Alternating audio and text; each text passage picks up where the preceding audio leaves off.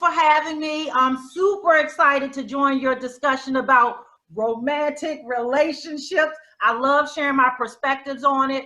And just to introduce myself, my name is Sabrina, and I have 4 beautiful children. I am profoundly spiritual, and those are the top 3 things that you should know about me.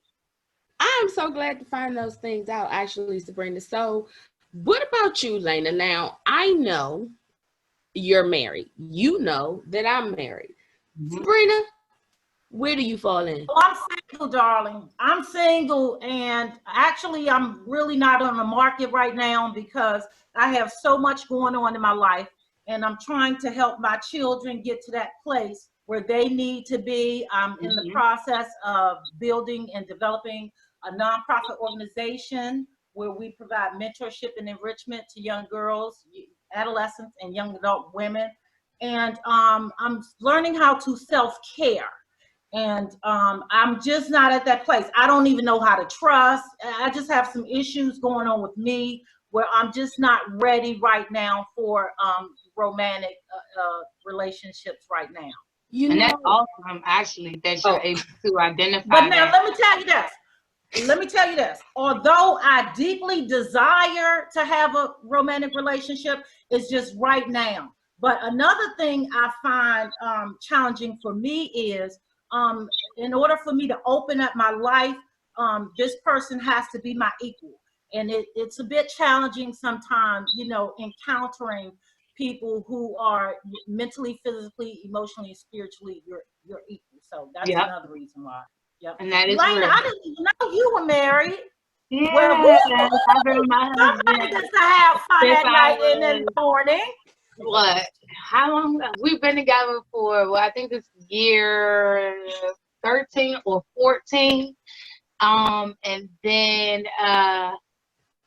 we've been married, for at least 5 or 5? I can't even remember. We've been together for so long, I can't even remember. They say we've been married for like 5 or 6 years. It flies. I think it's about year 13 or 14 we've been together.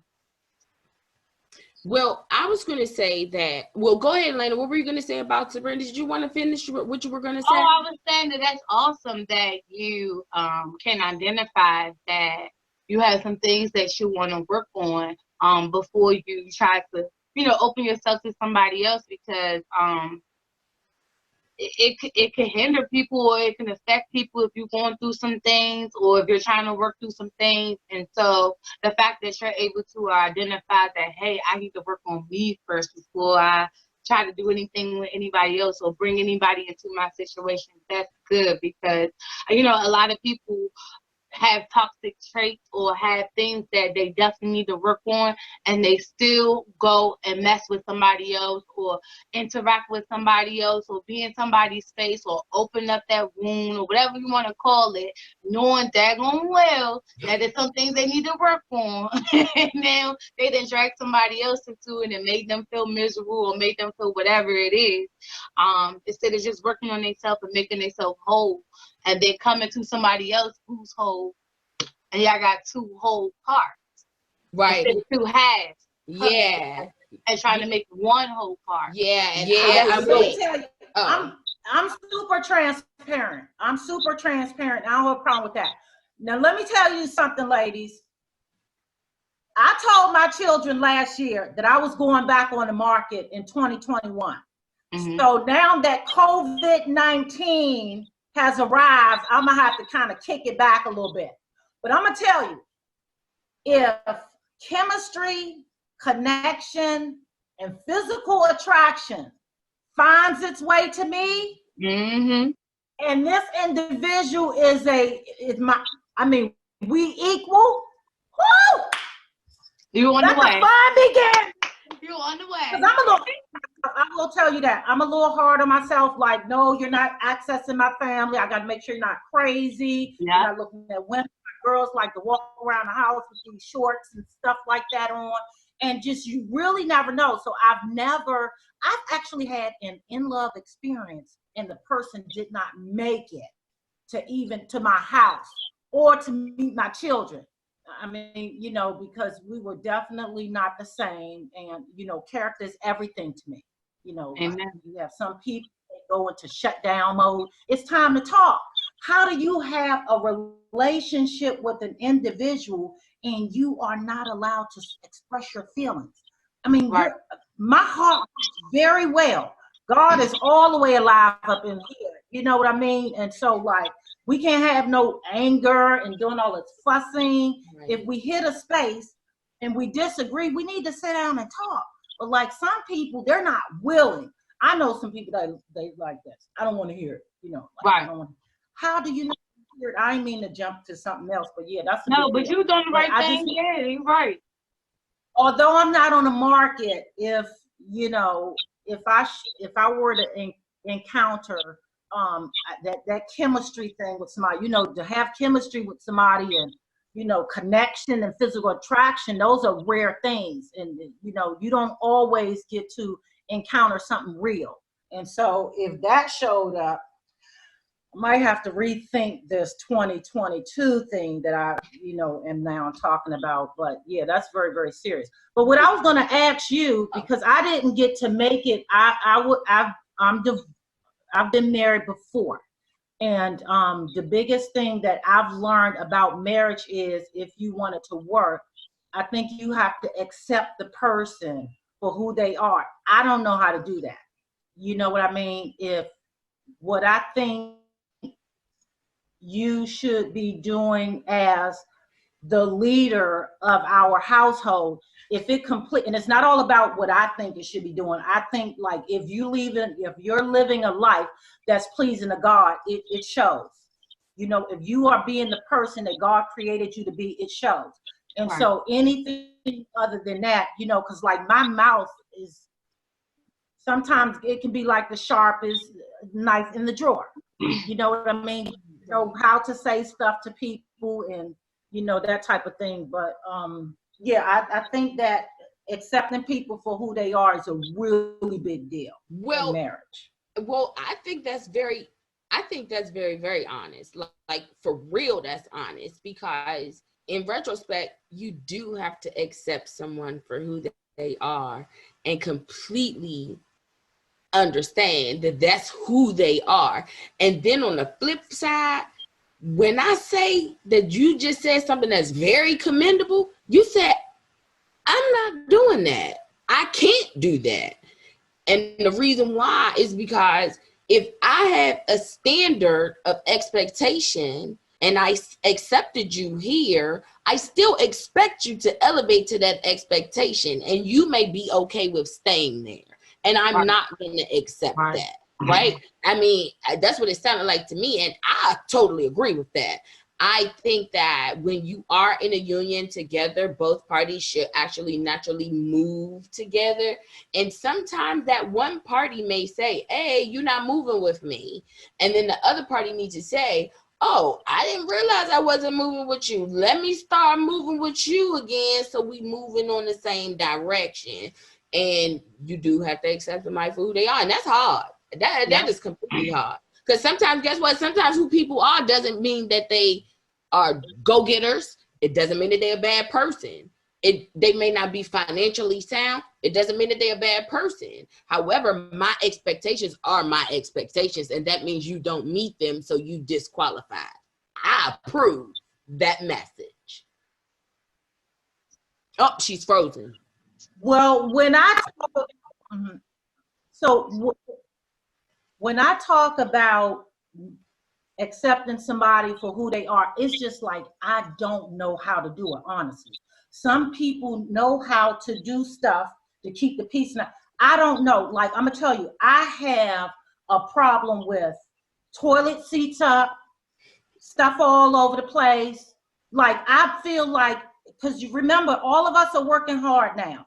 So like, you know, little stuff, but it's a big deal to me. If I knew how to ignore you coming in the house or coming from the bathroom or, you know, stuff like that, just little stuff, but it's a big deal to me. And I don't want to interrupt the peace in the house, you know, because I am, Well, like, let me give you an example. I get what you're saying, actually, because I deal with that to this day, like to this very, very day. And the only reason why I'm not dealing with it is because my kids are not home. And my husband is not home. that's something that if someone wants to be a part of your life, that's an adjustment that you have to make, because they have to make, because that's the standard that you set for your life and how you want your house to be ran. And those particular things make your house peaceful for you. And when those things are not done, regardless of whether you convey it verbally, mentally, and physically, you're still out of whack. Am I wrong? Well, no, I'm not going to say that you're wrong. This is my perspective. So I'm going to take it all the way back. This is my perspective. Like, I am happy with myself.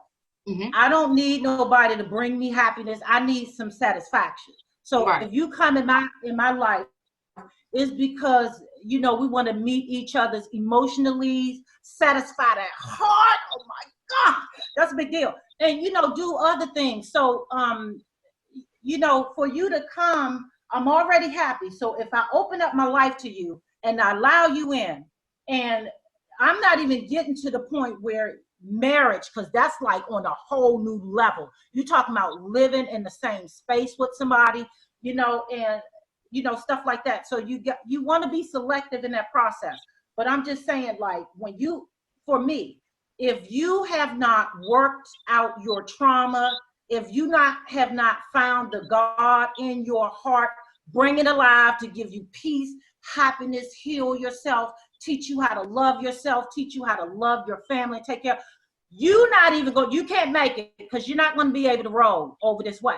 But I think the thing is, when you have two people who get together on any level of relationship, whether you want to move forward or stuff like that, and you haven't fixed your stuff, you know what I mean?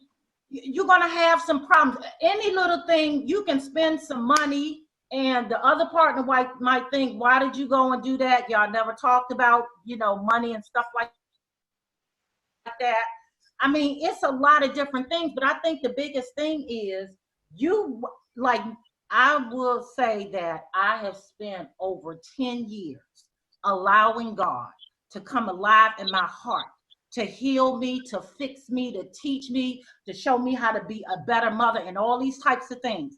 I have overcome my childhood, unintentional neglect and stuff like that. I'm at a really good place, mentally, spiritually, and emotionally. I know what something looks like. First of all, I think of a lot of people tend to deal with themselves first and get to that good place mentally, physically, and emotionally. When you open up your life to bring somebody else in, you will be at a good place. But then you got to make sure you select somebody. Remember I talked about that equal earlier? Mm-hmm. I said you have to be on equal. I cannot allow myself to go into something that I know this person is not even emotionally available. Like some people, they don't even have the love inside and don't even know how to receive love. This is a really big deal, this romantic relationship thing. It's a really big deal. And I'm sorry, I want to interrupt for a second. How do you get to the degree where you get to know that a person is kind of like emotionally healed? Like, how do you get to know that? From your perspective, like let's assume everything is from your. So, because remember my experience, my perspective, remember all of us have our different experience, but this is how I knew I was emotionally healed, is because I'm able to stay with myself. I don't have to have company. I don't have to have like a man in my life, because I desire my father. My father is the only male that I really, truly desire in my heart right now. And that's not going to happen because he's been deceased for years. So I'm putting healing some pain on that too. But like, I don't have to have recognition. I can do something. You don't have to say anything. I don't need you to see me. You don't just need. You feel, I mean, you like, so basically it sounds like full. You're able to love. That's the big. I'm sorry. No, it sounds like you've gotten to a space where you don't need other human validation. you've already been validated by your own self. Well, I think, it's a couple things. I'm a Well, very assertive would that be person, would that be safe though to say that you don't need outside validation, or do you think? Oh, absolutely not. I mean, yeah, my heart's strong. My heart works very well. Like, I love me. Nobody is gonna love me like I love me. I'm clear on that.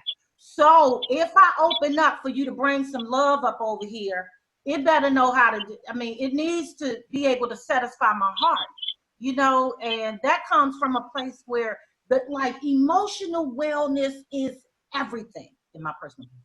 Remember Well, that. yeah.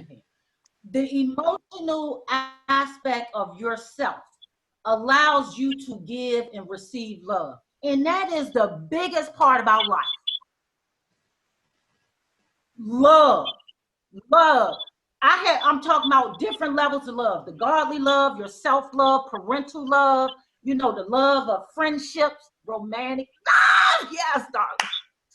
And then love from, and then the love of in love of what you do for as your job or your profession or your career. Who wants to get up in the morning doing something that they don't love? Absolutely. I mean, that right there can just knock you out the pocket and doing it, make though. you have all types of bad. It's a lot. I'm sorry. A lot of people waking up in the morning not I loving. know I'm aggressive. That's real.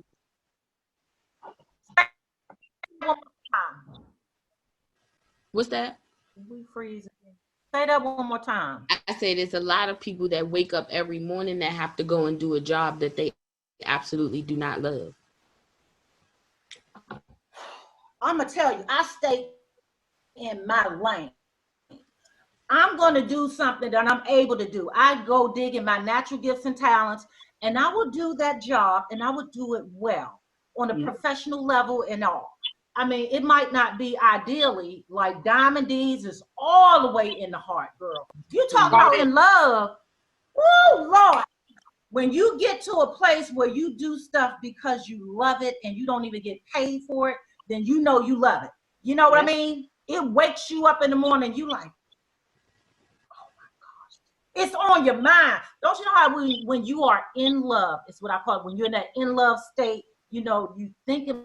You just thinking about them. You thinking them. You want to be with them. You want to be around them, and you want to do some other stuff too at night and in the morning. Right. Amen. And in the morning, remember. I'm sorry. Let's just make it good. Yeah, whatever. When you married, you can remember that in the morning part time. Like, don't forget that part. Yeah. Now I'm gonna tell you, that's the good thing about marriage. You know what I mean? Just having that access. That one person that you can always get that thing. It needs to